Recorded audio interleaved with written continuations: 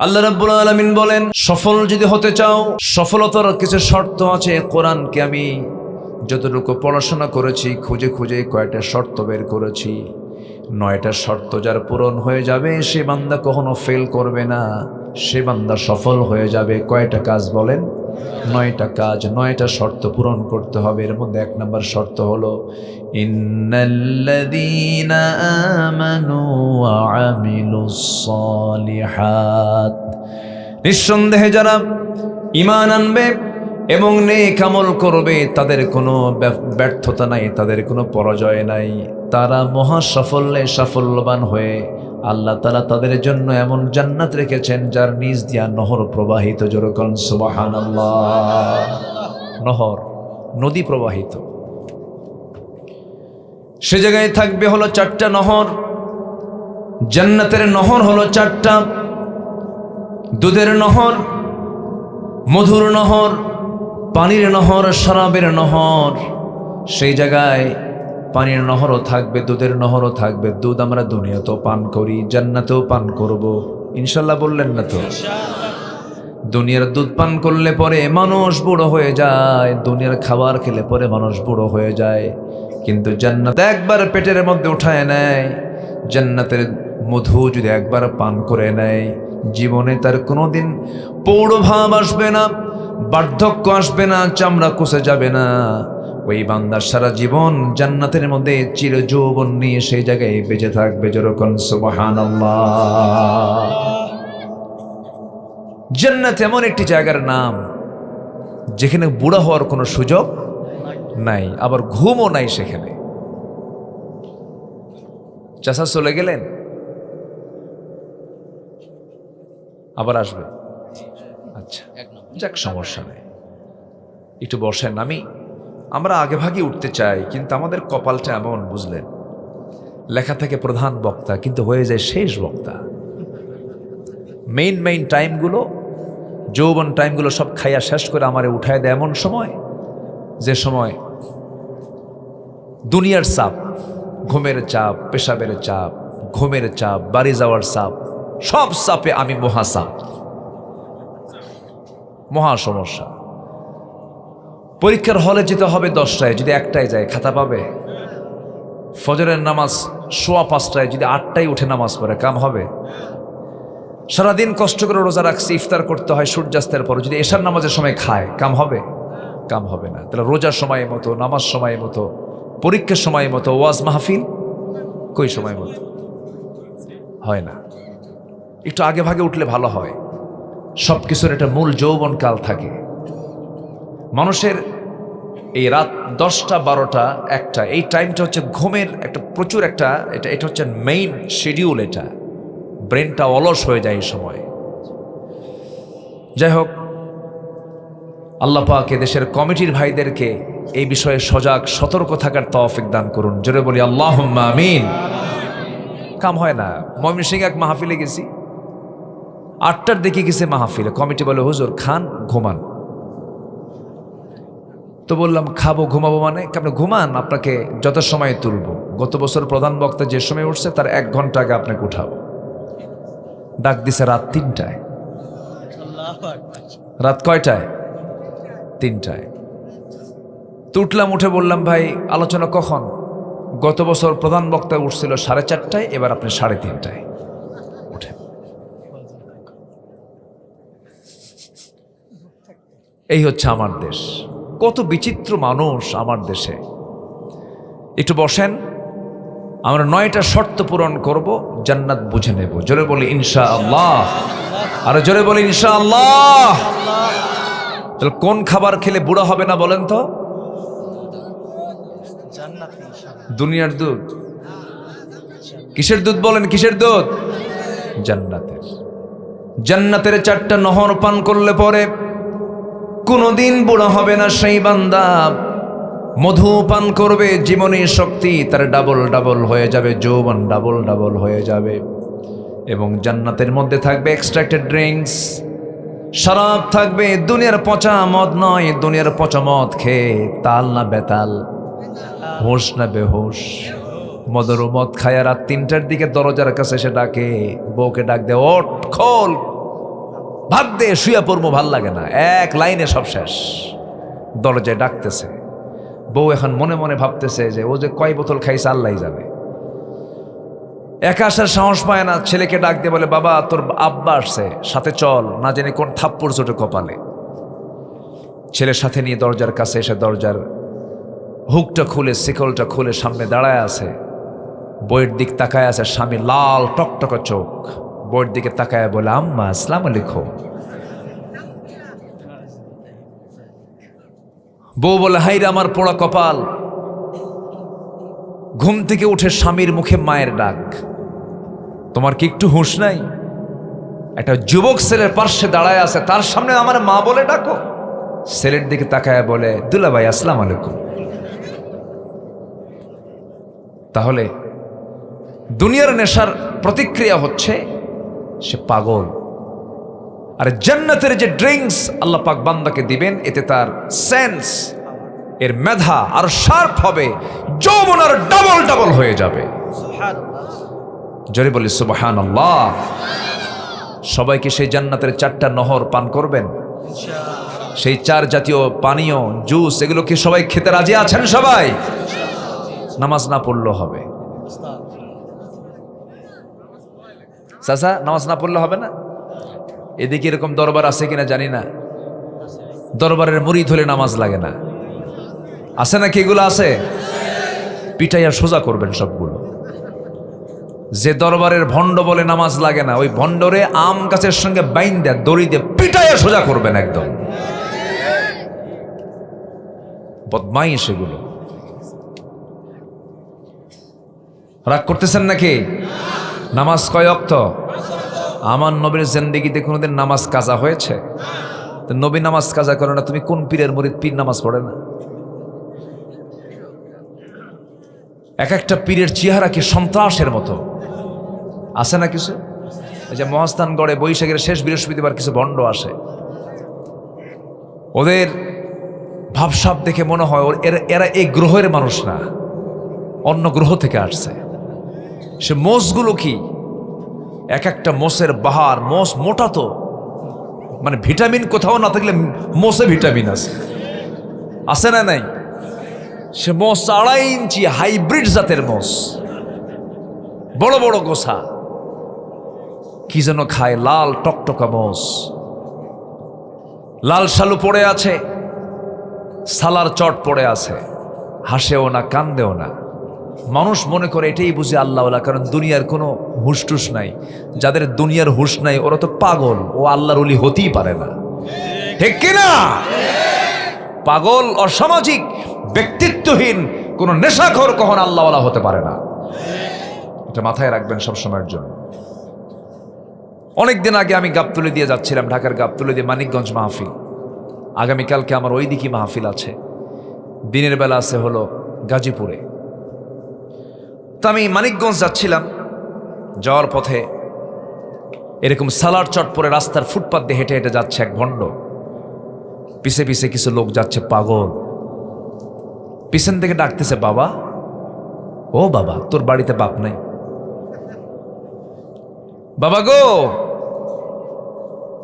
বাবা কোনো কথা বলে না, বাবা কোনো জবাবও দেয় না। বাবা হাঁটতেছে, আবার হাঁটার মধ্যে সে পেশাবও করতেছে। তো বাবার পেশাব পড়া দেখে এখন পেছন থেকে পাগলগুলো বলে, এই তো বাবার রহমতের পানি ঝরা শুরু হয়েছে।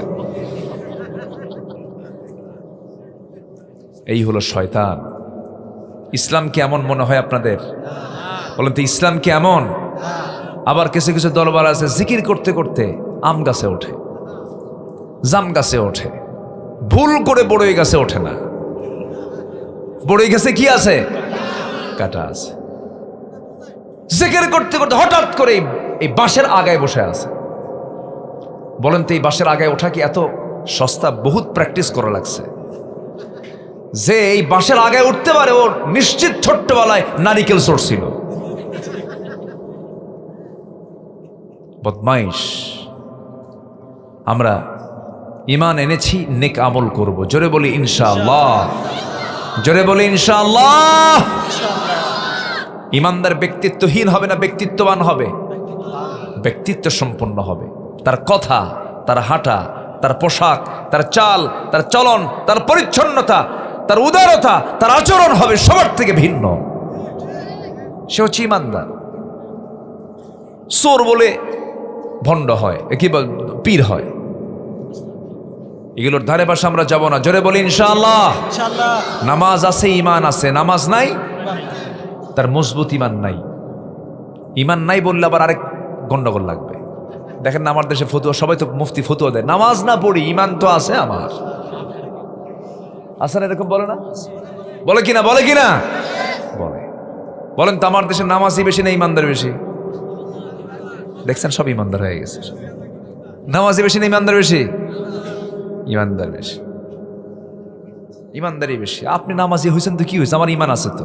তুই নামাজি, আমি ইমানদার, যা। ও 1 ডিগ্রি উপরে আছে। আমার বন্ধুগণ, মুসলিম হতে হবে, ইমানদার হতে হবে, আমলওয়ালা ইমানদার হতে হবে। আমলহীন ইমানের কোনো মূল্য নাই, আবার ইমানহীন আমলের কোনো মূল্য নাই। সমস্ত সম্পত্তি আপনি দান করে গেছেন কিন্তু ইমান নাই, ওই দানের কোনো 4 পয়সা মূল্য নাই। আবার ইমান আছে, কোনো আমল নাই, তারও কোনো দাম নাই। দুইটাই সমান তালে থাকতে হবে। যেখানে ইমানের কথা সেখানে আমলের কথা আল্লাহ রাব্বুল আলামিন বলেছেন। আরেক জায়গায় বলছেন, সূরা কাহফ আরেক স্টাইলে বলছেন, ইন্নাল্লাযীনা আমানু ওয়া আমিলুস সালিহাতি কানাত লাহুম জান্নাতুল ফিরদাউসি নুজুলা খালিদিনা ফিহা লা ইয়াবগুনা আনহা হিওয়ালা। জোরে বলুন আল্লাহু আকবার। ঈমান যারা আনবে, নেক আমল যারা করবে, আমি আল্লাহ তাদের জন্য 7 নাম্বার নয়, 8 নাম্বার নয়, 6 number, 5 number, 4 number, 3 number, 2 number নয়, ভালো নেক আমল করলে পরে আমি তাকে 1 নাম্বার জান্নাত, জান্নাতুল ফিরদাউস বানা দিয়ে দেব। জোরে বলেন সুবহানাল্লাহ। সবাইকে জান্নাত নিতে রাজি আছেন তো? বলেন, সবাই কি জান্নাত নিতে চান? জান্নাত নিতে হলে জান্নাতের লাইনে থাকতে হবে, জাহান্নামের লাইনটা ছেড়ে দিতে হবে। জান্নাতকে পাওয়ার জন্য কোশিশ থাকতে হবে। জান্নাতের লাইনে আমাকে চলতে ফিরতে হবে। জাহান্নামের লাইন হলো সুদের কারবার, মদের কারবার, জেনার কারবার, হারাম পথ হলো জাহান্নামের লাইন। আর জান্নাতের লাইন হলো হালাল যত পন্থা, যে সমস্ত পন্থাগুলোকে মেনে নেওয়া। যেমন 5 ওয়াক্ত নামাজ আল্লাহ পাক ফরজ করে দিয়েছেন, কখনো ছেড়ে দেওয়া যাবে না। ছাড়া যাবে? ছাড়া যাবে? যাবে না। আমার বন্ধুগণ, শয়তানের টার্গেট হলো বান্দাকে কেমনে জাহান্নামে নিয়ে যাওয়া যায়। শয়তান কিন্তু কম ভাবে আপনাকে ধরার চেষ্টা করে না। শয়তান আল্লাহকে বলছে, সুম্মা লাআতিয়ান্নাহুম মিন বাইনি আইদিহিম ওয়া মিন খালফিহিম ওয়া আন আইমানিহিম ওয়া আন শামাইলিহিম ওয়া লা তাজিদু আকসারুহুম শাকিরিন। জোরে বলুন আল্লাহু আকবার। আমি তোমার বান্দাদেরকে ডান থেকে বাম থেকে, সামনে থেকে পিছন থেকে পাকড়াও করব। তোমার বান্দাগুলোকে জাহান্নামের দিকে নিয়ে চলে যাবে। আল্লাহ বলবেন, আল্লাহ বলেন, ও শয়তান তুই পারবি না। আমার যারা পছন্দের বান্দা তারা কি করবে? আমার কাছে আশ্রয় চেয়ে বলবে। সবাই বলেন, আউযু বিল্লাহি মিনাশ শাইতানির রাজিম। শয়তান আমার কাছে বান্দা যখন আশ্রয় চাবে, আমি বান্দাকে নিজে আশ্রয় দিয়ে দেব। যেরকম সুবহানাল্লাহ। শয়তান তো মনে হয় খেতলাল চেনেই না। খেতলাল চেনে? বসেন, আমি সুদের কথা বলছি, অনেকে রাগ করছেন কিনা জানি না। এই সময় কেউ উঠেন না, ভাববো ওটাই সুদ খায়। বসেন। আমার বন্ধুগণ, শয়তান প্রত্যেক রাতে স্পেশাল সময়ে আসে। 24 ঘন্টার ভিতরে একটি স্পেশাল সময় আছে যেই সময় এটা আল্লাহ রাব্বুল আলামিন 7 আকাশ থেকে প্রথম আকাশে চলে আসেন, সপ্তম আকাশ, এটা কয় নম্বর আকাশ? 1 নম্বর। বলেন কয় নম্বর? 1 নম্বর। আরো আছে কয়টা বলেন উপরে? মোট কয়টা হলো? 7 আকাশ। 7 আকাশের উপর আর শাজিম থেকে আল্লাহ তাআলা বান্দার সঙ্গে সাক্ষাৎ করার জন্য এই দুনিয়ার আকাশে আসেন। স্পেশাল টাইমটা কোনটা বলেন? শেষ রাতে। শেষ রাতে আল্লাহ রাব্বুল আলামিন ফিস সামাঈদ দুনিয়া, দুনিয়ার আকাশে এসে বলেন, আলা মিন মুস্তাগফিরিন ফাগফির লাহ, কোন ক্ষমা প্রার্থী আছো আমার কাছে ক্ষমা চাবে, ক্ষমা করে দেব। ঠিক সেই সময়ে শয়তান প্রত্যেক বান্দার শিওরে আসে বসে। ওই সময় শয়তান শিওরে বসে মাথার চুলের মধ্যে সে তার নখ ঢুকায়া বলে, আলাইকা লাইলুন তাবিল, আলাইকা লাইলুন তাবিল, তোমার রাত বড় লম্বা, ঘুমাও ঘুমাও ঘুমাও ঘুমাও। আমার রাসূল বলেন, সেই সময় ও আমার সাহাবীরা, ও আমার উম্মতেরা, ও আমার সাহাবীরা, তোমরা সবাইকে জানিয়ে দিবে সেই সময় শয়তানের সেই ভ্রান্ত তাকে পথে নিয়ে যাওয়ার চেষ্টা করা, ওই শয়তানের ওয়াসওয়াসা থেকে বাঁচার জন্য তোমাদেরকে কিছু চেষ্টা করতে হবে। শয়তান সেই সময় 3টা গিট মেরে চলে যায়। 3টা গিট মারে। 3টা কি মারে? গিট মারে। এলাকায় গিট মারাকে কি বলে? গিরা মারে। ওই যে দড়ি দিয়ে কি মারে? গিরা মারে। আপনাদের ভাষা তো সুন্দর, মাশাআল্লাহ, অনেক ভালো। বলি আলহামদুলিল্লাহ। কত যে ভাষার তো শেষ নাই। এলাকায় আলু খুব বেশি হয় না? আলুর খুব দাম না এখন? আলু শেষ। বেশি করে আলু খান, ভাতের উপর চাপ কমান। এটা অনেক আগে মাইনুদ্দিনরা এই কথা বলেছিল। মাইনুদ্দিন সেনাবাহিনী প্রধান, বেশি করে আলু খান, ভাতের উপর, আবার যেন সেই লেভেলে যেন চলে আসছে। আলুর দাম নাই বললেই চলে না, এখন খুব কম দাম। আল্লাহ কৃষকদের উপরে তুমি বরকত দাও, জোরে বলি আল্লাহুম্মা আমিন। দাম মাঝে মাঝে থাকা উচিত। কৃষক যদি মরে যায় সব তো মরেই যাবে, তাই না? আমরা দোয়া করি আল্লাহ পাক যেন একটা স্থিতিশীলতা, ভারসাম্য যেন আসে, এমন একটা সুন্দর অর্থনীতি আল্লাহ পাক এই দেশে আমাদের মধ্য দিয়ে, আমাদের মধ্যে যারা ভালো এমন ব্যক্তিদের মধ্য দিয়ে দেশটা যেন একটা ভারসাম্যপূর্ণ অবস্থানে যায়, এমন তৌফিক আল্লাহ পাক দান করুন। জোরে বলি আল্লাহুম্মা আমিন। ভাষা কত প্রকার এটা এই দেশেও বোঝা যায়। জয়পুরহাট বগুড়ার ভাষা কিছু বোঝা যায়, কিন্তু নোয়াখালীর ভাষা আরো বেশি বোঝা যায়। চিটাগাং আরো কঠিন ভাষা। ওই সিলেট তো কোনো কথাই নাই, খুব কঠিন ভাষা। সেদিক থেকে আপনারা অনেক ভালো আছেন। তবে একটু পশ্চিমে গেলে, নওগাঁর দিকে গেলে, নিয়ামতপুর ছাত্রার দিকে, ওরা আবার সালাম দিতে পারে না, আসসালামু আলাইকুম। আগে সালায়ার পরে দুলাভাই পারে না। চাপাই, নিয়ামতপুর, এই সমস্ত এলাকায় এরকম একটা ভাষা আছে। এদিক থেকে আপনারা অনেক ভালো। বলি আলহামদুলিল্লাহ। শয়তান 3টা গিরা মারে না গিট মারে? এলাকায় কি কয়? গিরা। আসলে গিট শব্দটা কি হবে? গিট। 3টা গিট মেরে দেয়। আপনারা তো ভাষাবিদ, আপনার সামনে কথা বলা খুব মুশকিল। দুপচাচের দিকে একদিন, আমি বহুদিন আগের কথা, মাঝে মাঝে আমাদেরকে ফোন দিয়েও মাঝে মাঝে তুমি আর আপনি এক জায়গায় হয়ে যায়। তুমি আপনি কি হয়? এক জায়গায়। দোয়া করবেন তুমি, দোয়া করবেন তুমি, মানে তুমি আপনি সব মিক্স হয়ে যায়। ভালো লাগে, মজা, খুব সুন্দর লাগে। কে গুরু, আপনি খাবেন তো খাবেন, না খাবেন তো গুদগুদাবিন না, ঠিক আছে না? এরকম গুরুকে আপনিও বলে আবার, তাই না? দুপচাচা, হ্যাঁ এরকম হয়। ভাষার মধ্যে একটা সৌন্দর্য কে দিয়েছেন বলেন তো? কে দিয়েছেন? শয়তান 3টা গিট মারে। 3টা গিট মেরে বলে, তুমি থাকো, তুমি ঘুমাও, এই কথা বলে চলে যায়। রাসূল বলছেন, ও আমার সাহাবীরা, শয়তানের বেঁধে দেওয়া সেই 3টা গিটকে যদি তোমরা ছুটাতে চাও, প্রথম কাজ হবে সুন্দর করে তুমি যখন আজান শুনবা, শোনার সঙ্গে সঙ্গে পিঠটা তুমি বিছানা থেকে সরায় নিবা। যখন তুমি ঘুম থেকে উঠে বসবে, 1 নাম্বার গিট ছুটে যাবে। নাম্বার 2 হলো আজান শুনে ওযু বানাবা। ওযু করার সঙ্গে সঙ্গে তোমার 2 নাম্বার গিটটা ছুটে যাবে। ওযু করার সর্বক্ষণের জন্য ফরজ। তাহাজ্জুদ নামাজ পড়া কি বলেন? নফল। কিন্তু ওযু করা কি বলেন? ফরজ। জোহরের 2 রাকাত সুন্নাত পড়া কি? সুন্নাত। কিন্তু ফরজ পড়া ফরজ, ঠিক আছে, কিন্তু 2 রাকাত সুন্নাত পড়বেন। ফরজ পড়তে নিয়ে ফরজ পড়ে আপনার ওযু চলে গেছে, সুন্নাত পড়বেন। ওযু করা কিন্তু ফরজ। ওযুর কোনো সুন্নাত হয় না। নামাজ যেটাই হোক না কেন, ওযু যখন করবেন আপনার জন্য ফরজ হুকুম হয়ে গেল। আমার বন্দেগণ ওযু যখন করবে 2 নাম্বার গিটটা ছুটে যায়।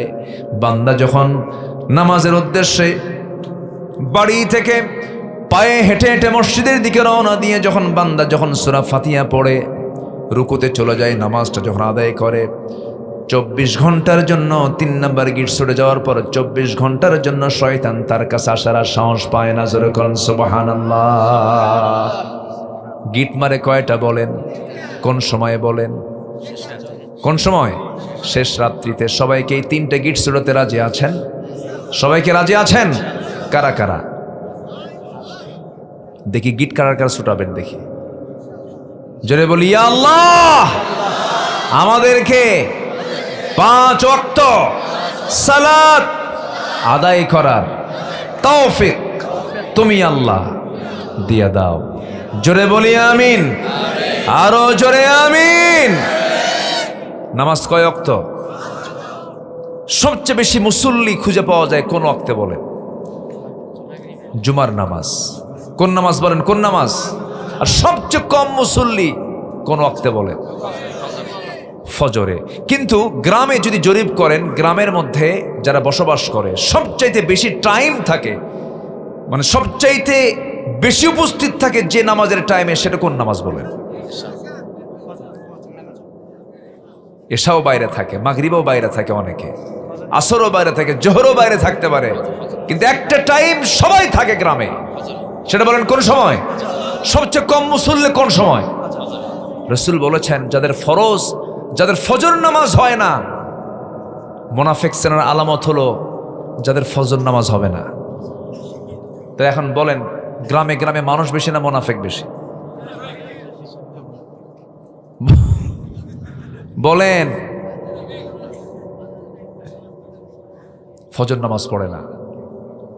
রাসূল বলেছেন বাড়িতে থাকে কিন্তু মসজিদে আসে না। আমার মনে হয় ওই বাড়িতে আমি আগুন লাগায় দেই। রাসূল বলেছেন, হাদিস হাদিস কিনা, আমি আগুন লাগায় দেই। শুধু দেই না, দিতাম লাগায়া, নারী আর শিশু যদি না থাকতো। এখন বলুন, আপনার গ্রামকে নিয়ে আপনি কি ভালো আছেন? মসজিদ কাঁচা না পাকা? বলেন বলেন বলেন বলেন বলেন বলেন। শুধু কি পাকা না টাইলস? স্টাইল, টাইলস, এসি, বিশাল দামি মাইক, লাইট, হ্যালোজিন, ঝাড়বাতি, এয়ার কন্ডিশন সব আছে। ফজরের সময় মুসল্লি মোট 3 জন, ইমাম, মুয়াজ্জিন, খাদেম। যদি 3টার চাকরি না থাকতো এটাও থাকতো না। বাস্তব কথা বলছি আমি কি ভুল বলছি? আপনার এই শিবপুর গ্রামকে যদি আদর্শ গ্রাম বলতে চান, শ্যামপুর গ্রামকে যদি আপনি আদর্শ গ্রাম বলতে চান, তাহলে আগে দেখতে হবে ফজরের চিত্র। ফজর যদি জুমার চাইতে বেশি মুসল্লি হয়, ওই গ্রাম হবে সবচেয়ে আদর্শ, শ্রেষ্ঠ একটি আদর্শ গ্রাম। মাহফিলের আয়োজনে, প্রচারে যুব সমাজ তোমাদের আমি পায়ে ধরি, আজকের মাহফিল থেকে সিদ্ধান্ত নাও, তোমার মসজিদ তুমি ফজর দিয়ে ভরায়া ফেলবা ইনশাল্লাহ। খুব আস্তে কিন্তু, আরে জোরে কর না ভাই, আরো জোরে বলেন, আরো জোরে বলেন। যে গ্রামের মসজিদ ফজরে মুসল্লিতে ভর্তি থাকবে, আল্লাহর কসম করে বলি, ওই গ্রামে কোনো পর্দাহীনা নারী থাকতে পারবে না। ওরাই ঠিক করে ফেলবে। মনে হয় রাগ করতেছেন? একটু কাজের কথা বলি ভাই, একটু কাজ দিয়ে দেই। সবাইকে রাজি আছেন ইনশাআল্লাহ? যুবকরা, তোমাদের দায়িত্ব, এই মাহফিল তোমরা আয়োজন করেছ, সহযোগিতা করেছ, তোমাদের আরেকটা দায়িত্ব আমি তোমাদের কাঁধে দিয়ে গেলাম। গ্রামের প্রত্যেকটা পুরুষের যাদের নামাজ পড়স তাদের তালিকা করো, তালিকা করে মাতব্বরের হাতে দিয়ে দাও। তোমরা দায়িত্ব নাও, আমার গ্রামকে আমরা বেনামাজি মুক্ত করব। জোরে বলি ইনশাআল্লাহ, আর জোরে বলি ইনশাআল্লাহ। নামাজ যদি কায়েম হয়ে যায় গ্রামে, মাদক থাকবে না, নেশা থাকবে না, জিনা থাকবে না, পর্দাহীনতার কোনো গন্ধ থাকবে না। মনে হয় কষ্ট দিয়ে গেলাম আমি।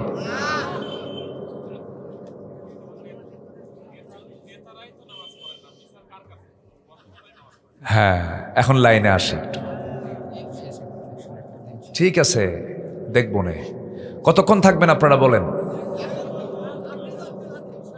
আমি যতক্ষণ আছি থাকতে রাজি আছেন তো? এই এলাকায় একটা থানার নাম আছে 5 বিবি, না? আল্লাহ কইছে 4 বিবির কথা, এখানে 5 বিবি কেন বুঝলাম না, তাই না? আল্লাহ কয় বিবির কথা কইছে? 4 বিবি, কিন্তু এখানে কয় বিবি? কি যে হলো, কে যে 5টা করছে আল্লাহ পেছলে আল্লাহ জানে। খুব ভালো। জেলার নাম জয়পুরহাট, কোনো পরাজয় নাই, খালি জয় আর জয়, কিন্তু ফজরে মুসল্লি নাই। ফজরে কি নাই? তাহলে জয় না পরাজয় হলো? তাহলে পরাজয় হাট, পরাজয়ের হাট। আমরা পরাজিত হয়ে গেছি, আমরা হেরে গেলাম শয়তানের কাছে। নামাজ পড়বো আমরা কয় ওয়াক্ত বলেন তো? আসতে বলেন, কয় ওয়াক্ত নামাজ? 5 ওয়াক্ত নামাজ। নামাজ ছেড়ে দেওয়া যাবে না। রাসূল বলেছেন, মান তারাকা সালাতান মুতাআম্মিদান ফাকাদ কাফার। আল ফারকু বাইনাল মুমিন ওয়াল কাফির তারকুস সালাত। নামাজ আছে, ঈমান আছে, নামাজের সঙ্গে সম্পর্ক নাই যার, রাসূল বলেছেন কাফের আর মুমিনের মধ্যে পার্থক্য সৃষ্টি হলো নামাজ। নামাজ ছেড়ে দেওয়া যাবে না। কোন ইমাম বলেছেন, ইসলামী রাষ্ট্রের মধ্যে যদি কোনো নাগরিক নামাজ না পড়ে তাকে ফাঁসি দাও। তাকে কি দাও? ফাঁসি দাও। এত বড় অপরাধ। কোরআনকে প্রশ্ন করুন, কোরআন তুমি বলে দাও কোন অপরাধ সবচেয়ে বড় অপরাধ, বলে দাও। আল্লাহ পাক বান্দাকে সবচেয়ে বড় কোন অপরাধে জাহান্নাম দিবেন? আল্লাহ রাব্বুল আলামিন বলেন, ফাখালাফা মিন বা'দিহিম খালফুন আদাউস সালাতা ওয়াত্তাবাউশ শাহাওয়াত ফাসাউফা ইয়ালকাউনা গায়্যা। জোরে বলুন আল্লাহু আকবার। নামাজ যারা নষ্ট করবে, নফসের যারা দাসত্ব করবে, আমি তাদেরকে শুধু জাহান্নাম নয়, জাহান্নামের গর্তের মধ্যে আমি তাদেরকে ফেলে দেব। জাহান্নামের গর্তের মধ্যে ফেলে দিবেন। জাহান্নামের গর্তে এখানে ওই কি ফাসাউফা ইয়ালকাউনা গায়্যা, গায় নামক গর্ত, ভয়ঙ্কর একটা গর্ত, যে গর্তকে দেখে জাহান্নামও ভয় পায়। এত একটা ভয়ঙ্কর জাহান্নামকে আল্লাহ রাব্বুল আলামিন আরো তাকে ভয়ের মধ্যে ফেলে দিলেন। জাহান্নাম ভয় পাচ্ছে যে গর্তকে দেখে, সেই গাই নামক গর্তের মধ্যে যে নামাজ পড়বে না তাকে ঢোকায় ছাড়া হবে, তাকে ঢোকায় দেওয়া হবে। এই জন্য আমার বন্ধুগণ, আমার দেশের সবচেয়ে বড় অপরাধ এখন যদি লক্ষ্য করা হয়, এই জাতির মধ্যে সবচেয়ে বড় অপরাধ হলো জাতি নামাজ পড়ে না। এই যে জাতি নামাজ পড়ে না, এই যে জাতি নামাজের কাছে আসে না, এই 54 বছর এই জাতির নেতৃত্ব যারা দিয়েছে তারা নামাজের জন্য কি পরিশ্রমটা করেছে, এখানে প্রশ্ন। এই যে ভাই উত্তরটা শোনেন, উত্তর দিচ্ছি। এই যে জাতি নামাজ পড়ে না, 54 বছরই কত নেতৃত্ব আমরা দেখলাম, কত ক্ষমতায় আসা লোক, আসা দলকে দেখতে পেলাম। এই মুসলিম জাতিকে নামাজের দিকে নিয়ে আসার জন্য এই চুল পরিমাণ কোনো ফিকির ছিল না। তার বড় প্রমাণ হলো তারা মদের আইন পাশ করেছে, সুদের আইন পাশ করেছে, জিনার আইন পাশ করেছে, কিন্তু হিম্মত করে মুসলমানের সন্তান হয়ে নামাজের আইন পাশ করতে পারে নাই। ঠিক কিনা? সব দেখছি আমরা, কারো 8 বছর, কারো 16 বছর, কারো 25 বছর, ঠিক কিনা? দেশ চালিয়েছে কেউ 8 বছর, কেউ 16 বছর, কেউ 25 বছর। দেখেছে আইয়ুবের শাসন, মুজিবের ভাষণ, জিয়া কেটেছেন খাল, চাচা এরশাদের তাল বেতাল, আর মাঝখান দিয়ে চলছে শুধু হরতাল আর হরতাল। সব দেখা শেষ, আগামীর দেশ কোরআন হাদিসের বাংলাদেশ। সবাই কি দেখতে রাজি আছেন? রাজি আছেন কারা কারা? হাত উঁচু করে দেখান মুসলমান। আল্লাহু আকবার। সংসদে আলো, সংসদে আলো,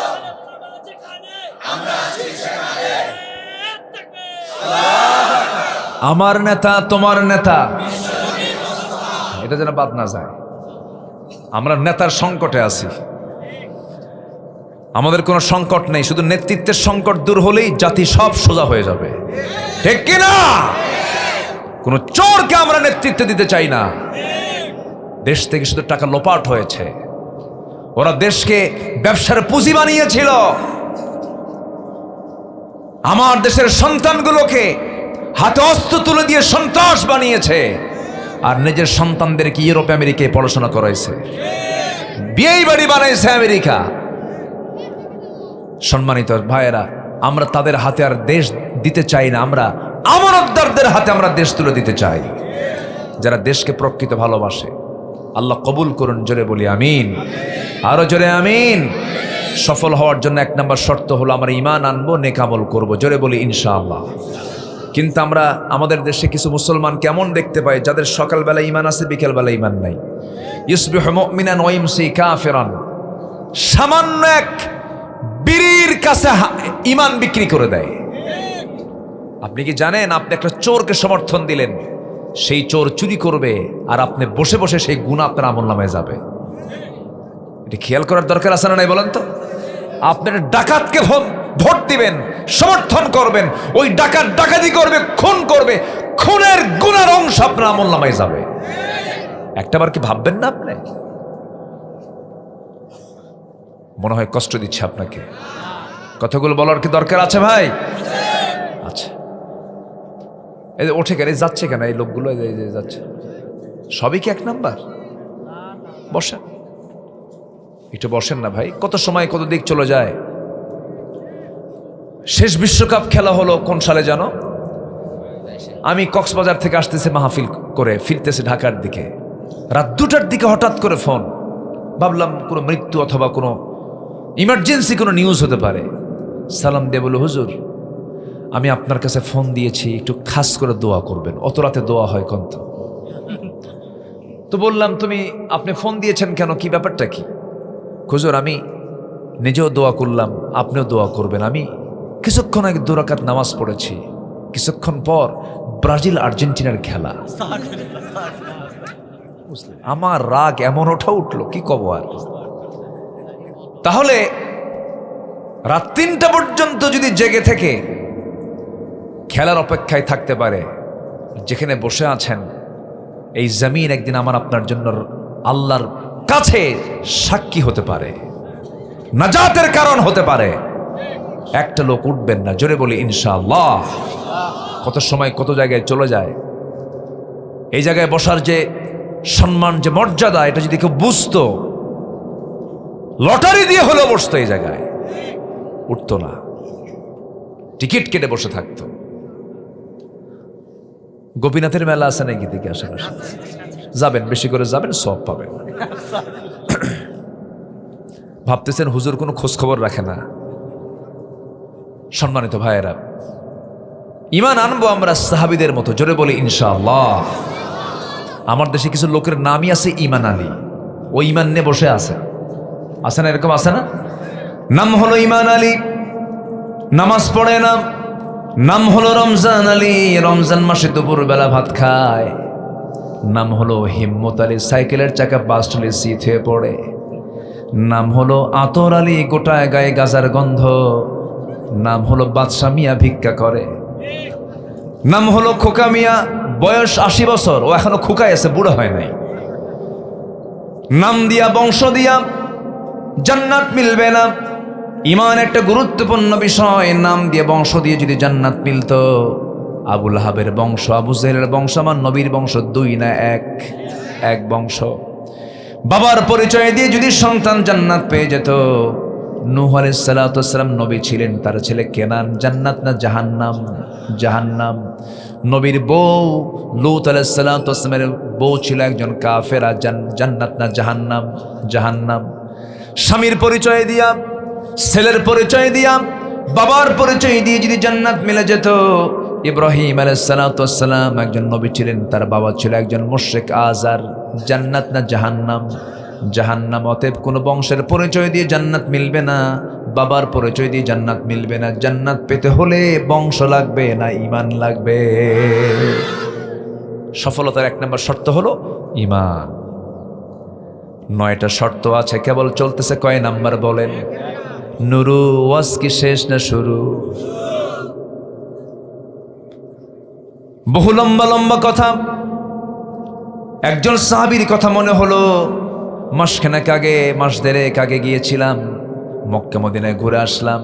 আহারে, নবীর মদিনায় যখন হাঁটতাম মনে হতো আমার প্রিয়জন এখানে শুয়ে আছেন, আমার প্রাণের চেয়ে প্রিয় শুয়ে আছেন। ইমাম মালিক রাহিমাহুল্লাহ মদিনার মাটিতে যখনই আসতেন কখনো তিনি জুতা পায়ে হাঁটতেন না। যখন বলা হতো মালিক তুমি জুতা পায়ে হাঁটো না কেন, তপ্ত রোদের, এই তপ্ত রোদে তোমার পাটা ঝলসে যাবে, কেন তুমি খালি পায়ে হাঁটো? তিনি বলতেন ভাইরে, যে মদিনার মাটিতে রাসূল শুয়ে আছেন সেই মদিনার মাটিতে আমি কেমনে জুতা পায়ে হাঁটি, কারণ জীবনের চাইতে রাসূলকে বেশি ভালোবাসি। জোরে বলেন সুবহানাল্লাহ। আমার বন্ধুগণ, কাদের মতো ঈমান আনতে হবে? একজন সাহাবীর কথা মনে হয়ে গেল, ঈমান এনেছেন, কত বড় পরীক্ষা চলে আসলো। আপন চাচা বলে ফেলতেছে, ভাতিজা বাপ মরে গেছে, তোকে দেখেছি তুই এতিম ছিলি, তোকে বড় করেছি, শুনলাম তুই নাকি ঈমান এনেছিস। সঙ্গে সঙ্গে ভাতিজা বলছে, চাচা শুনবেন কেন, আপনি দেখেন, আশহাদু আল্লা ইলাহা ইল্লাল্লাহু ওয়াহদাহু লা শারীকা লাহু ওয়া আশহাদু আন্না মুহাম্মাদান আবদুহু ওয়া রাসূলুহু। হেদায়েতের মালিককে। চাচা বলছে, ভাতিজা আমার বাপ দাদার ধর্মে তুমি চুনকালি মেরেছ, তোমাকে রক্ষা নাই। তুমি কি জানো এর ফলাফল কি হতে পারে? সব সম্পত্তি জোর করে তোমার হাত থেকে ছিনিয়ে নেব। মুস্কি হাসি মেরে বলছে, চাচা সম্পদ ছিনিয়ে নেওয়ার হুমকি দেখান। আপনি কি জানেন আমার ঈমানের কাছে শুধু আমার সম্পদ কেন, গোটা দুনিয়ার সম্পদ আমার কাছে তুচ্ছ। জরকান সুবহানাল্লাহ। আর বিড়ির প্যাকেট একখান দিয়া কয়, ঠিক আছে দেখবো, আছে না নাই, আছে না নাই, শেষ। আমার বন্ধুগণ, চাচা খেপে গেল, রেগে গেল, জামায় কলারে হাত দিয়ে টেনে জামা ছিঁড়ে ফেলল, পরনের লুঙ্গিটা পর্যন্ত খুলে রক্তাক্ত করে ঘাড় ধাক্কা দিয়া ঘর থেকে তাকে উলঙ্গ করে বের করে দিয়েছে। বের হয়ে গেলেন ঈমান নিয়া। কি নিয়া? ঈমান নিয়ে। সব ছাড়লেন, কি ধরলেন? ঈমান ধরলেন। মার দরজায় গিয়ে বলছে, মা দরজা খুলো, আমাকে দেখো না, আমাকে উলঙ্গ করে চাচা ঘর থেকে বের করে দিয়েছে।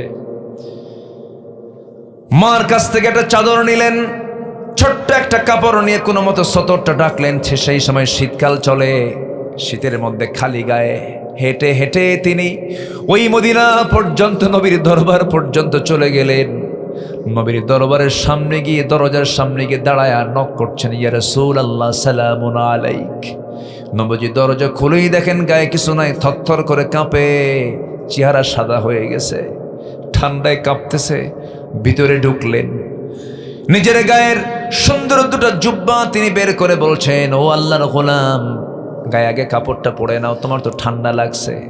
বিস্তারিত শুনলেন। এরপরে রাসূল মুস্কি হাসি মেরে বলছেন, তোমার চাচা তোমাকে উলঙ্গ করে ঘর থেকে বের করে দিয়ে বস্ত্রহীন করেছে, আমি তোমাকে আমার গায়ের জুব্বা, আমি তোমার বরকতময় জুব্বা দিয়ে দিলাম। ঈমান আনলে লস না লাভ? পরাজয় না বিজয়? বিফল না সফল? সফল। এই তো সফলতা শুরু হয়ে গেল। আমার নবীজি বললেন, ও আব্দুল্লাহ, তুমি আমার কাছে কিছু চাও নাকি? এবার আব্দুল্লাহ বলছেন, ইয়া রাসূলুল্লাহ, দুনিয়ার কোনো কিছু চাই না, আমি চাই আপনার কাছে মৃত্যুর শ্রেষ্ঠ রাজপথ শাহাদাত, আল্লাহ যেন আমাকে শহীদি মওত দিয়ে দেন। আমার নবীজি দুহাত তুলে দোয়া করে বলছেন, আয় আকাশের মালিক আল্লাহ, আমার আব্দুল্লাহর জান এবং মালকে তুমি কাফের বেঈমানদের জন্য হারাম করে দাও। এই দোয়া শোনার সঙ্গে সঙ্গে তিনি হতাশ হয়ে গেলেন। হায়, আমি দোয়া চাইলাম কি, দোয়া করলেন কি? হুজুর, আমি তো শহীদ হব না, কারণ কাফের মুশরিকরা আমাকে মারতেই পারবেন, আপনি এমন দোয়া করছেন। রাসূল বলছেন, ও আমার আব্দুল্লাহ, দিন গ্রহণে তোমাকে বহু বেগ পেতে হয়েছে, দুনিয়া বিক্রি করতে হয়েছে। তুমি কি জানো আব্দুল্লাহ যদি কোনো বান্দার হৃদয়ে শাহাদাতের তামান্না যদি হৃদয়ে লালন হয়ে থাকে, ওয়া ইম্মা তাআলা ফিরাশিহি, তার মওত যদি বিছানায় হয়, আল্লাহ রাব্বুল আলামিন তাকে শহীদের দরজা তারে দিয়ে দেন। বেশ কিছুদিন পরে আমার নবীজি সাহাবে কেরামকে নিয়ে কোন এক যুদ্ধ অভিযানে বের হয়ে গেলেন। যুদ্ধ শেষ হওয়ার পর ফেরত আসতেছেন মদিনার দিকে, হঠাৎ করে নবীর কানে সংবাদ গেল, হুজুর আপনার প্রিয় সাহাবী আব্দুল্লাহ অসুস্থ হয়ে পড়েছে। রাসূল বলছেন, কোন আব্দুল্লাহ? আপনার প্রিয় আব্দুল্লাহ, যে দুনিয়া বিক্রি করে ইমানটা কিনে নিয়েছে। আমার নবীজি একটু কেঁদে ফেললেন আর বলছেন, ও সাহাবীরা, সর্বোচ্চ চেষ্টা করে নার্সিং করো, ওর সেবা করো, আমার সে খুব প্রিয় সাহাবী। 3 দিন পরে নিউজ আসলো, হুজুর আব্দুল্লাহ বেঁচে নাই, দুনিয়া থেকে বিদায় নিয়েছে। রাসূল আস্তে করে বলছেন, সাহাবীরা শোনো, আমার আব্দুল্লাহর জানাজার আয়োজন করো, গোসল করায়া দাও। আজকে জানাজার দায়িত্ব আমি কারো কাঁধে দিব না, আমি রাসূল নিজে তার দায়িত্ব গ্রহণ করে নিলাম। জানাজা পড়াচ্ছেন মুহাম্মদ সাল্লাল্লাহু আলাইহি ওয়াসাল্লাম। ইমানের সফলতা আছে না নাই বলেন? আচ্ছা, জানাজা সম্পূর্ণ হয়ে গেল। আমার নবীজি বলেন, ও সাহাবীরা দেখো তো আমার আব্দুল্লাহর কবরটা তোমরা কোথায় খনন করছো? হুজুর ওই 2 পাহাড়ের ঠিক মাঝখান বরাবর কবর খনন হয়েছে নাকি? হ্যাঁ হয়েছে, আমাকে নিয়ে চলো, আমি যাব কবর দেখতে। নবীজি কবরের সামনে গিয়ে দাঁড়ালেন, আবেগ আপ্লুত হয়ে কাঁদতে কাঁদতে বলছেন, সাহাবীরা আমার আব্দুল্লাহর লাশ এই কবরে আমি কাউকে নামাতে দেব না, আমি নিজে আমার আব্দুল্লাহর লাশ আমি কবরে নামায় নেব। আমার নবীজি নিজে আগে কবরে নামলেন। কবরে নামার পরে আমার রাসূল বলছেন, ও আমার আবু বকর আমার ডানে নামো, ও আমার ওমর আমার বামে নামো। দুজনকে 2 পাশে নামায়া দিলেন। আমার নবীজি 2 হাত সামনের দিকে আগায়া দিলেন। সুন্দর করে আব্দুল্লাহর লাশ যখন তিনি ধরলেন, বলছেন, আবু বকর মাথা ধরো, ওমর পাটা ধরো। 3 জন মিলে কবরে শোয়া দিলেন। বুকের উপরে হাত রেখে আমার নবীজি আকাশের দিকে তাকায় বলছে, আকাশের মালিক আল্লাহ, এই মুহূর্ত পর্যন্ত আমি আব্দুল্লাহর উপরে সন্তুষ্ট আছি, আমি আব্দুল্লাহকে খুব ভালোবাসি। ও আল্লাহ, আমার আব্দুল্লাহকে তুমি ভালোবাসো, আমার আব্দুল্লাহকে তুমি মাফ করে দাও, আমার আব্দুল্লাহর প্রতি তোমার রহমতের বৃষ্টি নাযিল করো। এমন করে দোয়া করছিলেন। আর পাশে দাঁড়িয়ে থাকা এক অসহায়ের মতো ব্যক্তি, দাঁড়িয়ে থাকা এক অসহায়ের মতো মনে হচ্ছে। সাদ বিন আবি ওয়াক্কাস বলছেন, আকাশের মালিক আল্লাহ, আমি আজকে জীবিত সাদ বিন আবি ওয়াক্কাস না হয় যদি ওই কবরের বাসিন্দা হতাম, জীবনটা বড় ধন্য হতো। কারণ যে কবরবাসীকে দাফন করার জন্য পৃথিবীর সেরা 3 জন মানুষ তার যার কবরে নেমে যায়, জোরে বলেন সুবহানাল্লাহ। ইমানের সফলতা,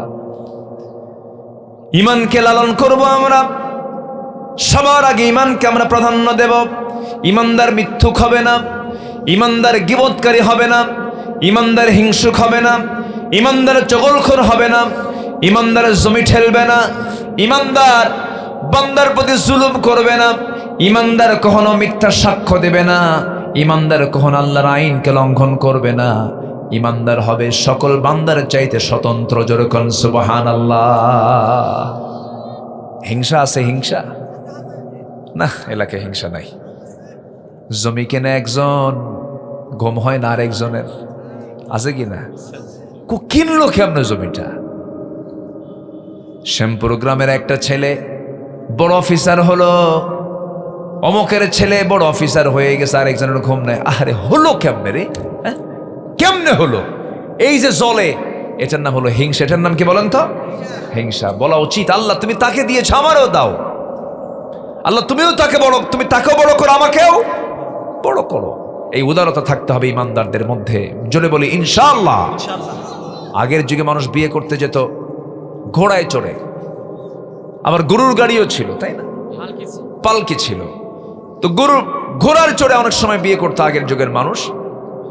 তো বিয়ে করবে এক ছেলে, গ্রামের এক মুরব্বীর শুধু একটা ঘোড়া আছে, আর কারো ঘোড়া নাই। তাকে কি বললো, চাচা আমার অমুক দিন বিয়ে, আমাকে ঘোড়া দিবেন? ওই চাচার খুব রাগ ছিল এই যুবকের উপরে, ঢালছে রাগ, সবাই রে দেব, তোরে ঘোড়া দেব না, যা। হয়তো কোনো বেয়াদবি করছে, রূপক অর্থে বলছি। মনটা খারাপ করে বাড়িতে চলে গেছে। কদর আসছে, কদর সবে কদরের রাত্রিতে নামাজ কালাম পইরা শেষে দোয়া করতেছে, আল্লাহ আমার আজকের দোয়ায় আমার কোনো চাওয়া নাই, আমার পরিবারের পক্ষ থেকেও কোনো চাওয়া নাই, আল্লাহ আজকে রাত্রে আমার একটাই দোয়া, বুড়ার যেন ঘোড়া মরে, বুড়ার যেন কি মরে, এই দোয়া করে মসজিদ থেকে বের হয়ে আসছে। আইসা দেখে বাড়িতে ওর মা কান্দে। মা তুমি কান্দো কেন? কে বাবা তোর গরু মরছে। কি মরছে? দোয়া কবুল হয়েছে কি হয় নাই? হয়েছে। মালাকুল মউত ঠিকই আসছে, কিন্তু ঘোড়ার কাছে না গরুর কাছে? গরুর কাছে। হিংসা করবেন, নিজেই শেষ হয়ে যাবেন, নিজেই শেষ, অন্যের কোনো ক্ষতি হবে না। হিংসুক ইমানদার হবে না, মিথ্যুক ইমানদার হবে না, গীবতকারী ইমানদার হবে না, চগলখোর ইমানদার হবে না। ইমানদার হবে সলিড ব্যক্তিত্ব সম্পন্ন মানুষ। আল্লাহু আকবার বলে। সে হবে স্বতন্ত্র, সে আলু হবে না, সে হবে মিষ্টি আলু। আলুর কাজ হলো, ও আলু দিয়ে কি হয় না, আলু দিয়ে সবে আলুর চপ, আলু ভর্তা, আলুর ডাল, আলু ঘাটি, ঠিক কিনা কন? সবই হয় আলু দিয়া, কিন্তু মিষ্টি আলু দিয়া সব হয়? শুধু লবণ দিবেন, সিদ্ধ করবেন, খাবেন, এটাকে অন্য কোনো কাজে লাগানো যাবে না। আমরা মিষ্টি আলু হব না গোল আলু হব? দেখেন গোল আলু হব। এতক্ষণ ওয়াজ করে ঠিক বুঝলাম, গোল আলু তো যাত্রায় যায়, গোপীনাথেও যায়, আবার হজেও যায়। আমরা ওই নেতৃত্বের মুখে জুতা মারি যারা মসজিদ কমিটির সভাপতি, ওয়াজ মাহফিলের সভাপতি, আবার যাত্রা কমিটির সভাপতি। জুতা দিয়া পিটাইয়া সোজা করবো এই নেতাগুলো করে আমরা, ঠিক কিনা? এগুলো মানি না আমরা। ইমামকে ঠিকই ভালো দেখেন, ইমাম যখন নেবেন বলবেন যে দেখো তো ইমাম সাহেব বিড়ি খায় নাকি, দেখো তো ইমাম সাহেবের চোখ ঠিক আছে কিনা দেখো। ইমাম সাহেব নেওয়ার সময় দুনিয়ার কিছু খুঁজে খুঁজে বের করেন। আপনার ইমাম যদি গাঁজা খায় নামাজ পড়াতে দেবেন? আপনারা হয় মদ খান, হুজুর কেন গাঁজা খাবে? মসজিদের ইমামকে আপনি এমন সুন্দর করে দেখতে চান, সমাজের যারা ইমাম হবে তাদের দেখার সময় এখন এসেছে। এখন সবাইকে রাজি আছেন তো ইনশাআল্লাহ? আল্লাহ কবুল করুন, জোরে বলি আমিন। নাম্বার 2, কি হাসতেছেন কেন?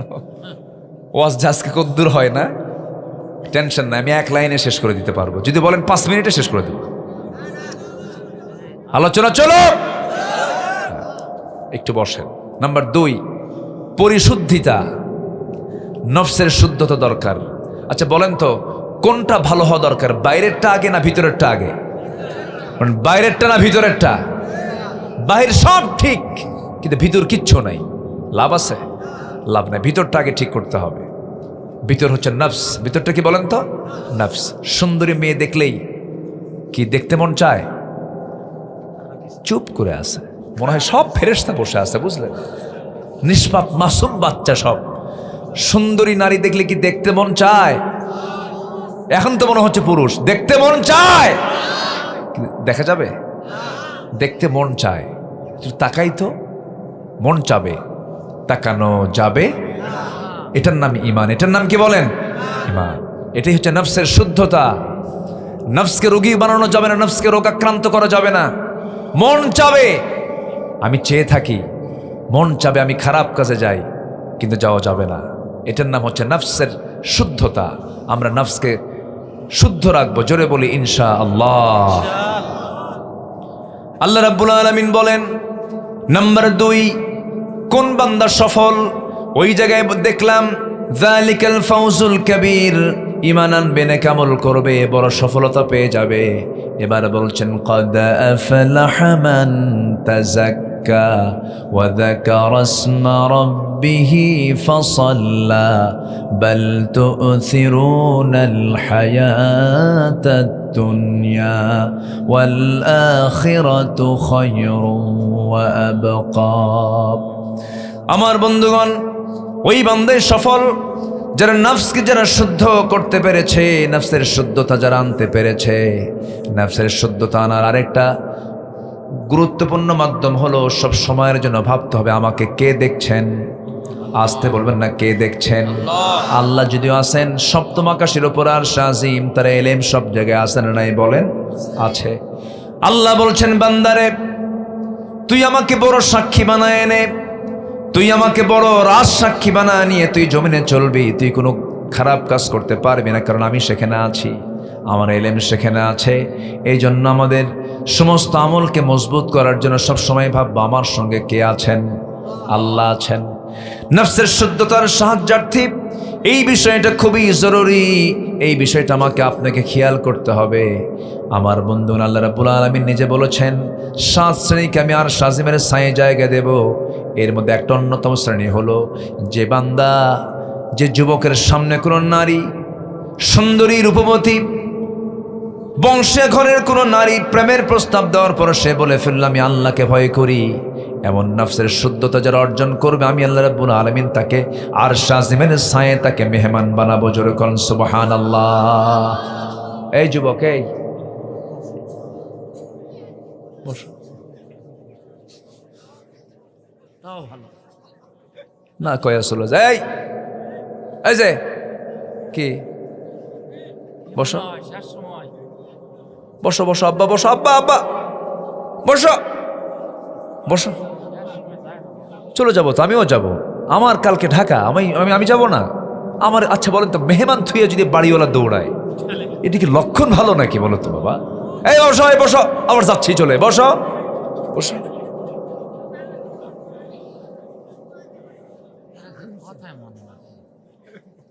বসো বাবা। সম্মানিত ভাইয়েরা, এই তো আর কিছুক্ষণ থাকবো আমরা, একটু বসেন। কি যেন বলতেছিলাম? ইন্নী আখাফুল্লাহ। আরশ আজিমের ছায়ায় জায়গা দেওয়া হবে। আরশ আজিম কয় মাইল দূরে? কোন কত মাইল দূরে? 3 মাইল না 10 মাইল? কেউ যেতে পারবেন? নিজের চেষ্টা কেউ যেতে পারবেন সেই জায়গায়? মানুষ চাঁদে গেছে। কোথায় গেছে? চাঁদে। কোথায়? চাঁদে। নিকটবর্তী চাঁদ ঘুরে আসছে। 70 দশকে নীল আর্মস্ট্রংরা গিয়েছিলেন। মঙ্গল গ্রহে মানুষ গেছে।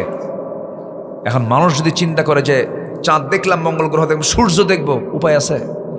সূর্যের ইন্টারনাল তাপমাত্রা হচ্ছে 15 লক্ষ degree Celsius. 15 lakh degree Celsius internal তাপমাত্রা। কেমনে যাবেন আপনি? সম্ভবই না। হ্যাঁ, বিজ্ঞান যদি বলে একটু তারকা দেখতে যাব, তারকা কি আরো কাছে না আরো দূরে? পৃথিবীর সবচেয়ে নিকটবর্তী তারকার নাম হলো প্রক্সিমা সেন্ট্রাই, সবচেয়ে নিকটবর্তী তারকা। এই তারকার দেশে যদি কোনো বান্দা সফর করতে চায়, দেখতে চায়, বিজ্ঞান বলছে, গবেষণা করে বলছে পৃথিবীর সবচেয়ে লেটেস্ট আবিষ্কার হলো নভোযান অ্যাপোলো 11। অ্যাপোলো 11-এর গতি হলো প্রতি ঘন্টায় 39,000 কিলোমিটার, প্রতি ঘন্টায় 39,000 কিলোমিটার। এই বেগেও যদি রওনা দিয়ে দেয় পৃথিবী নামক এই জায়গা থেকে ওই প্রক্সিমা সেন্টারের সবচেয়ে নিকটবর্তী তারকার দেশে যেতে সময় লাগবে 1,15,000 বছর মাত্র।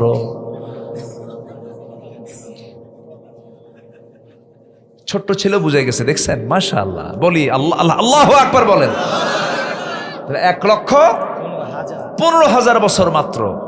মাত্র বাঁচবেন কয়দিন? যাবেন কোন দিন?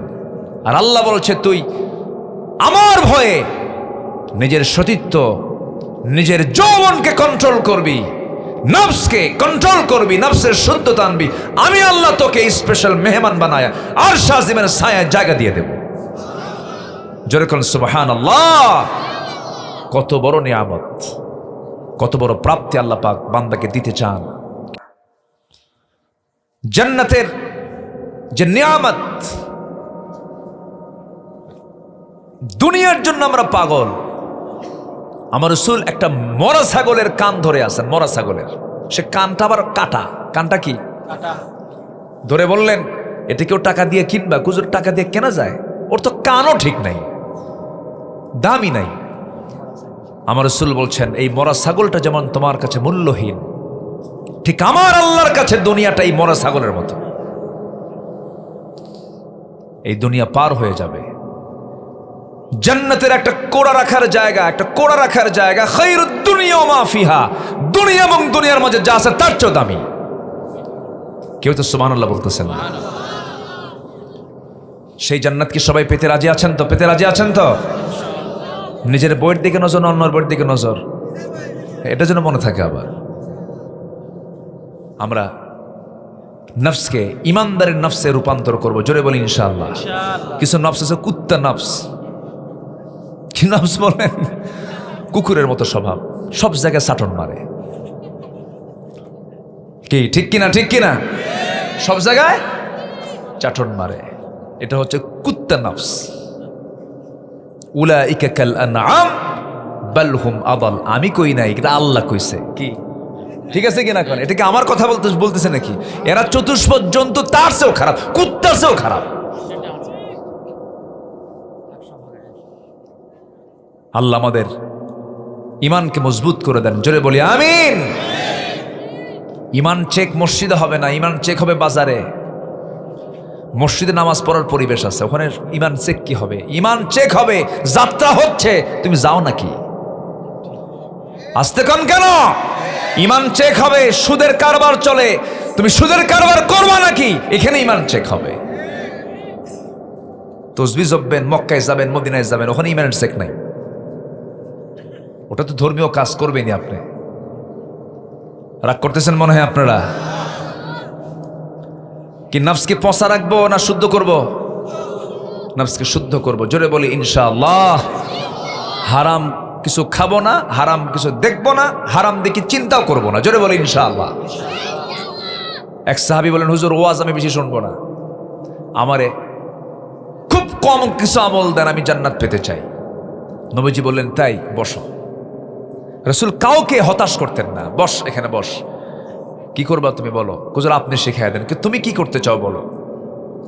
ওই সাহাবী বলছেন, ইদা সাল্লাইতুল মাকতুবাত ওয়া সামতু রমাদান ওয়া হালালতুল হালাল ওয়া হারামতুল হারাম ওয়া লাম আযিদ আলা যালিকা শাইআন আদখুলুল জান্নাতা ইয়া রাসূলুল্লাহ। তিনি বলছেন, হুজুর আমি যদি 5 ওয়াক্ত নামাজ পড়ি, রমজান মাসে রোজা রাখি, হালালকে হালাল জেনে হালাল জীবন গ্রহণ করি, হারামকে হারাম জেনে হারাম জীবন যদি ছেড়ে দেই, আমি কি জান্নাত পাবো নাকি? রাসূল মুস্কি হাসি মেরে বললেন, সাহাবী তুই জান্নাতি। জোরে কোন সুবহানাল্লাহ। আমাদের মূল প্ল্যান হলো জান্নাতে আমাকে যেতেই হবে, জোরে বলি ইনশাআল্লাহ। কিন্তু যে বিড়ি টানে, বা বিড়ির টান দেখে মনে হয় ওর জন্মই হয়েছে বিড়ি খাওয়ার জন্য, আছে কিনা বলেন? এত বিড়ি খায়, দেখছেন কি কয়? শুনছেন কথা? শেষ হতে আরেকটা, আরেকটা শেষ হতে আরেকটা, রাত 3টার দিকে ঘুম থেকে উঠেও খায়, সকালবেলার নাস্তা মিস, কিন্তু বিড়ির কোনো মিস নাই। বাথরুমে ঢোকে সেখানেও খায়, সাড়ে ওদিকে ধরে, যেরকম নাউজুবিল্লাহ। আর সে যাবে জান্নাতে, কম কথা, ওর জান্নাতে যেও তো বিড়ি তালাশ করবে। এক মাহফিলে গেছি কুড়িগ্রাম, নাম শুনেছেন তো? আমাদের দেশে কিছু গ্রাম আছে, চট্টগ্রাম আছে, 14 গ্রাম আছে, আর মাত্র এদিকে কি গ্রাম? কুড়িগ্রাম। আবার পাটগ্রাম আছে, আবার এখানে কি আছে? 5 গ্রাম। সর্বনিম্ন এটাই তো, এর নিচে নাই, 0 গ্রাম নাই আর কোথাও। 8 গ্রামও আছে। আচ্ছা তাহলে থামেন, আমি কই চট্টগ্রাম শুনছেন তো নাম?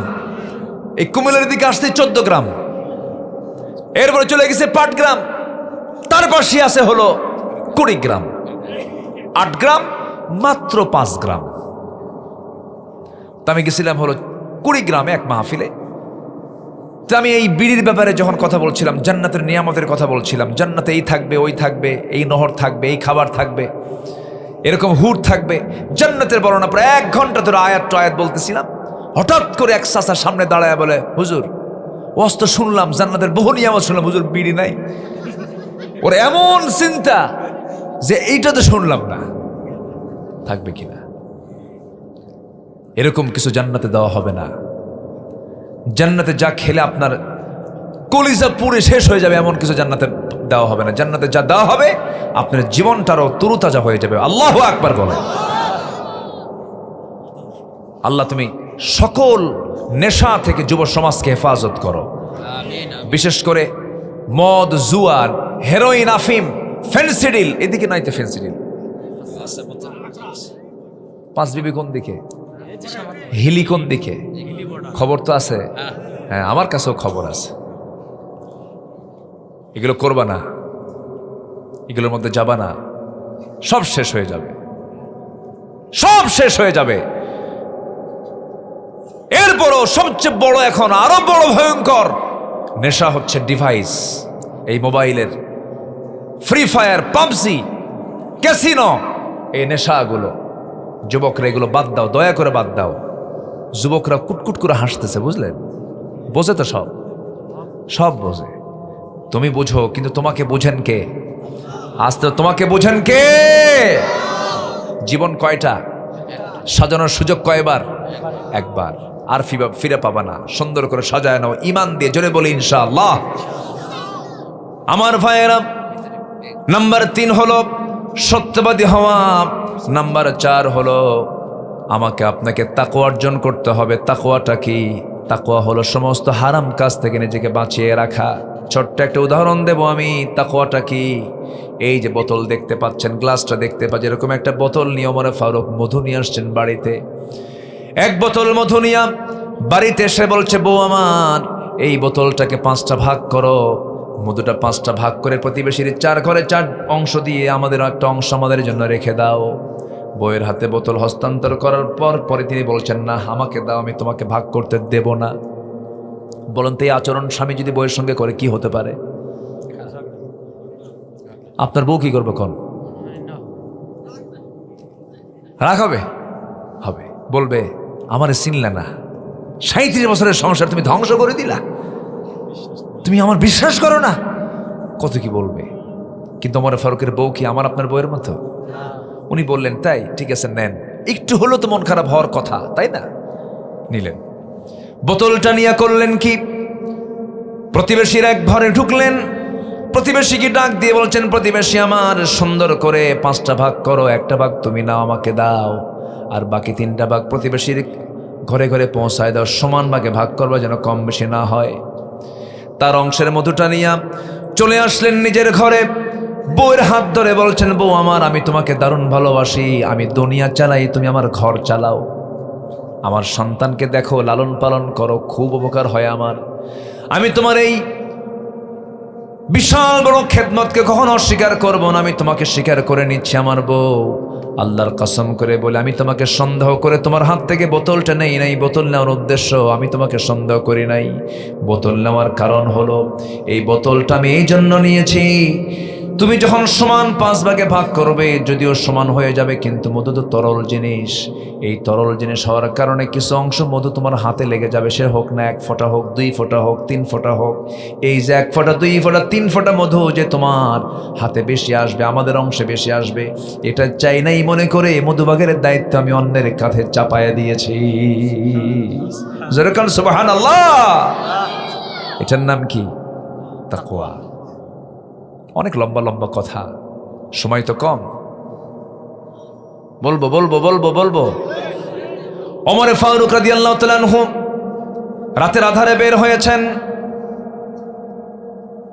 রাতের আধারে বের হয়ে জনগণকে দেখবেন খালি পায়ে হাঁটতেছেন, জুতো পায়ে হাঁটতেছেন না। জুতো পায়ে না হাঁটার কারণ হলো, জুতো পায়ে যদি হাঁটেন, রাস্তার পাথরের সাথে জুতার একটা ধাক্কা লেগে একটা আওয়াজ হবে, গভীর রাতে আমার নাগরিকের ঘুম নষ্ট হয়ে যাবে। কিয়ামতের দিন আল্লাহ পাক আমাকে আসামির কাঠগড়ে দাঁড় করায় বলবেন, জনগণের ঘুম নষ্ট করলি কেন? এই জন্য খালি পায়ে হাঁটি। এটার নাম কি? কার ভয়? বলেন, কার ভয়? কার ভয়? দুজন বের হয়েছেন, একজন আলী আরেকজন ওমর। দুজন সফরে বের হয়েছেন রাত্রিবেলা, প্রত্যন্ত অঞ্চলে চলে গেছেন। ছোট্ট একটা ঘর দেখতে পেলেন, বুড়ি মহিলা বসে আছে সেই জায়গায়। বুড়ি মহিলাকে সালাম দিয়ে বলছে, বুড়িমা কেমন আছেন? আলহামদুলিল্লাহ ভালো, তবে খুব কষ্টের মধ্যে আছি। এবার ওমরে ফারুক বলছেন, আপনার কি কষ্ট বলুন? আমাকে আজ পর্যন্ত ওমরও দেখতে আসলো না। কার সামনে কয়? বলেন, কার সামনে কয়? ওমরের সামনে বলে। কেমনে দেখতে আসবে মা? ওমর থাকে সেই মদিনায়, আর আপনি থাকেন এত দূর। এত দূর কেমন করে আসা যায়? প্রত্যন্ত অঞ্চল, অনেক কষ্ট তো হয়, এই জন্য আসতে পারে না। এবার মহিলা বৃদ্ধা নারী বলছে, দূরে মনে হয় তোমরের দায়িত্ব নেওয়ার কি দরকার ছিল? কি কথা কি বুঝতে পারছেন? ও যদি দূরেই মনে করে, তো দায়িত্ব নেওয়ার কি দরকার ছিল? আসামি হয়ে গেলেন। ওমরে ফারুক সঙ্গে সঙ্গে চোখ দিয়ে পানি বের হয়ে গেছে। যদি এই মহিলা কিয়ামতের দিন আমাকে ধরে ফেলে, আমি নাজাত পাবো না। এই মহিলার সাক্ষী আমাকে জাহান্নামে নিয়ে যাবে। এবার বলছে, মা একটা প্রস্তাব দেব কি? সেই প্রস্তাবটা হচ্ছে, আপনি কি এই মামলাটা মিটায় নেবেন নাকি আপনি মাফ করে দেন ওমরে ফারুকরে? ওমরে ফারুকরে মাফ করবো না, মাফ করে দেন। টাকা দেওয়া হবে, দিনার দেওয়া হবে। 25 দিনারের চুক্তি করা হলো, 25 দিনার তার হাতে দেওয়া হবে। এমন সময় ওমরে ফারুক নিজের পরিচয় গোপন করে রাখছেন। দূর থেকে আলীকে ডাক দিচ্ছেন, আলী এইদিকে আসো, আমিরুল মুমিনিন ওমরে ফারুক, আমি আসতেছি। মহিলার কানে এই নামটা চলে গেছে। মহিলা থরথর করে কাঁপের, এতক্ষণ ধরে আমি কার সঙ্গে কথা বললাম, ভয় থরথর করে কাঁপতেছে। ওমরে ফারুক বলছেন, মহিলা আপনার চেহারা ফ্যাকাশে হয়ে গেছে কেন? তিনি বলছেন, না ভুল করে ফেলেছি ওমরে ফারুক, আমিরুল মুমিনিন আমাকে মাফ করে দেন। না না, ভুলটা আপনি করেন না, আমি করেছি, আপনি আমারে মাফ করে দেন। আপনি যা নিয়েছেন টাকা, এই যে টাকা দিয়ে দিলাম। তিনি কোনো লেখার জিনিস না পেয়ে করলেন কি, নিজের জামাটা ছিঁড়লেন, জামার কাপড়ে লিখে নিলেন। মহিলার কাছ থেকে 25 দিনারের বিনিময়ে মামলা তুলে নেওয়া হলো। কথা বোঝেন নাই? ওই কাপড়টা, ওই কাগজটা, ওই লেখাটা লিখে নিয়ে আসলেন। বাড়ির বউ পরিবারকে জানায় দিয়ে বলছেন, ও পরিবারের সদস্যরা, আমি যেদিন ওমর মরে যাব, সেই দিন আমার কাপড়ের সঙ্গে এই চিঠিখানা দিয়ে দিবা। আমি আল্লাহর সামনে এই চিঠিখানা দিয়ে আমি নাজাতের জন্য আল্লাহর কাছে আপিল করবো। জোরে বলেন সুবহানাল্লাহ। এটার নাম হলো তাকওয়া। এটার নাম কি বলেন? তাকওয়া। মান ইউতিইল্লাহা ওয়া রাসূলাহু ওয়া ইয়াখশাল্লাহা ওয়া ইয়াত্তাকিহি ফাউলাইকা হুমুল ফাইজুন। জোরে বলুন আল্লাহু আকবার। প্রত্যেক আয়াতে ফাইজুন আছে না নাই? ফাউজুন কবীর আছে না নাই? মুফলিহুন আছে না নাই? আজকে আমার ফাইজুন মুফলিহুন এগুলো দিয়ে শেষ। নাম্বার 6 হলো, ধৈর্যশীল যারা হবে তারা বিশাল বড় সফলতা পাবে। ইন্নী জাযাইতুহুমুল ইয়াওমা বিমা সাবারু আন্নাহুম হুমুল ফাইজুন। ধৈর্য আছে যার, সফলতা আছে তার। একটা প্রশ্ন করব, বলুন তো ভাই, বিয়ে আগে না ধৈর্য আগে? অনেকে চুপ করে আছে, বিয়ে আগে।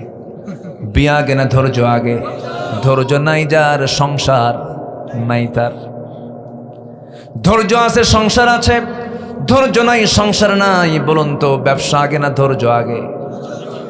গেঞ্জি বিক্রি করে দোকানদার, এক গেঞ্জি দেখি এক গেঞ্জি নাই না, 10 গেঞ্জি দেখে এক গেঞ্জি নাই। 10 গেঞ্জি দেখালো, এরপরে গেঞ্জি কিনলো না। এখন কি কাস্টমারকে কি করবে দোকানদার? রাগ হবে? রাগ হলে ব্যবসা হবে? রাগ হলেও ভিতরে ভিতরে জ্বলবে, কিন্তু মুখে হাসবে। মুখে কি করবে? হাসবে। রাগ করলে পরে ব্যবসা হবে না। আর যদি মনে করেন তুই কিনবি না কেন, বাইন্দা কেনাবো, আসবে কাস্টমার? আসবে না। রাগ করবেন, সব শেষ হয়ে যাবে, পরিবার শেষ হবে, সংসার শেষ হবে, ব্যবসা শেষ হবে, দায়িত্ব শেষ। এক মহিলা ফোন দিয়ে বলে, হুজুর একটা প্রশ্ন। কি প্রশ্ন? আমার স্বামীটা সকালেও তালাক দেয়, বিকেলেও তালাক দেয়, আমি আসি না নাই? সকালেও তালাক দেয়, বিকেলেও তালাক দেয়। এরকম কিছু বদমাইশ আছে না? আছে না? আছে না? তালাক টালাক দিয়ে আমাদের কাছে বলে, হুজুর আমার 2টা মেয়ে আছে, হুজুর দেখেন তো কোনো দিকে ফাঁক ফোকর দিয়ে কিছু করা যায় নাকি? পিটাইয়া সোজা করা দরকার বেদবগুলোকে। শক্তি খাটাও না, শক্তি খাটাও কোন জায়গায় খাটাও? যেটা হারাম হয়ে যায় সেদিকে খাটাও কেন? আবার আফসোস করো কেন? থুতু ফেলে দিয়ে সেই থুতু চাটতে চাও কেন? কি আসতে কেন? ইমানদারের জবান হবে দুর্বল না মজবুত? যা করবে, যা বলবে সেটাই ঈমান। আল্লাহু আকবার বলেন। ধৈর্যশীল হব। একজন নবীর মধ্যে খুব রাগ ছিল, সে নবীর নাম কি বলুন তো? রাগ না কমান পর্যন্ত নবুয়ত পাইছেন উনি। ইতিহাস আছে না, অনেক লম্বা ইতিহাস আছে না। রাগ কমানোর জন্য আল্লাহ পাক ছাগল চড়াতে বললেন। ছাগল চড়া 10 বছর। ছাগল তো খুব শান্ত প্রাণী, তাই না? একবার ব্রেক মারলে দড়ি ছিঁড়ে যাবেন আপনি, ও নড়বে না, তুই যা। সেই ছাগল চড়ানোর দায়িত্ব দিয়েছেন মুহাম্মদ সাল্লাল্লাহু আলাইহি ওয়াসাল্লামকে 10 বছর। রাগ কমছে, নবুয়ত দিয়েছেন। সুবহানাল্লাহ। এই ওয়াজ করলে 3 ঘন্টা লাগতো, সময় তো নাই। কেমনে সময় আজকে গেল বুঝলামই না আমি। কেমনে গেল আমি টেরই পাইলাম না।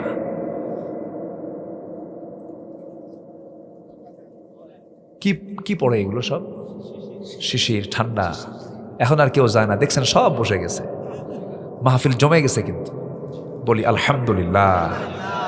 ভাববেন না ফজর পর্যন্ত চালাবো, শেষ করে দিচ্ছি। ফজর ফজর আলোচনা চলো, হুজুর মরুক। হ্যাঁ, আপনার তো এক রাত, আমার তো সব রাত। 7 নাম্বার, সৎ কাজের আদেশ, অসৎ কাজের বাধা। বিফল না সফল? ওয়ালতাকুম মিনকুম উম্মাতুন ইয়াদউনা ইলাল খায়রি ওয়া ইয়া'মুরুনা বিল মা'রুফি ওয়া ইয়ানহাউনা আনিল মুনকার ওয়া উলাইকা হুমুল মুফলিহুন। জোরে বলুন আল্লাহু আকবার। নাম্বার 8 হলো তওবা করা।